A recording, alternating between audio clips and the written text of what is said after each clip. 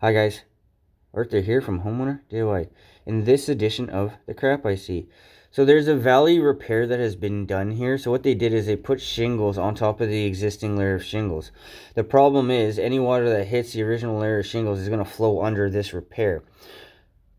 To fix this properly, the shingles on both sides of the valley would have to be flat barred out, and then you're going to slide your repair shingles underneath and then put everything back together. This is a relatively new repair because this was done back in like springtime.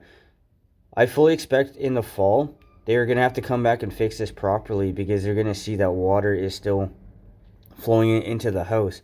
So whenever it comes to roofing, what you're going to do is you're always tucking under. You're going to start from the bottom, and then the next layer above it, you're going to go on top, and you're just going to continue going up. Remember, water flows downhill, so everything is going to roll off the roof onto the next shingle. So we'll take a look at the other side where they did something very similar. So this is the other side. You can see the shingles at the top.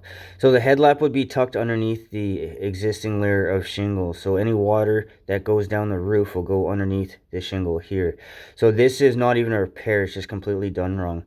One other thing that you can see is the stagger in the shingles. Because the stagger is so prominent, I don't think the roof was ever done properly in the first place. But when it comes to roof repair, remember that you're always going to tuck under the shingle that is above it because water's going to flow off the roof into the gutter. Everything here is about slope, and it's just a gravity fed system. Assuming they come back and do a repair over another repair, I'll make another video. But when it comes to roofing, you start from the bottom and you're always layering on top as you go up the roof. But that concludes this edition of The Crap I See.